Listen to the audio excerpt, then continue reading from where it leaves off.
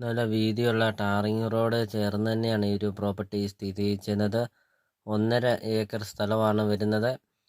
വീട് വെച്ച് താമസിക്കാനൊക്കെ ആണെങ്കിലും നല്ലൊരു പ്രോപ്പർട്ടിയാണ്. അതോടൊപ്പം തന്നെ പ്ലോട്ടൊക്കെ തിരിക്കാനൊക്കെ ആണെങ്കിലും നല്ലൊരു പ്രോപ്പർട്ടിയാണ്. വില്ല പ്രൊജക്റ്റിനൊക്കെ ആണെങ്കിലും നല്ലൊരു പ്രോപ്പർട്ടിയാണ്.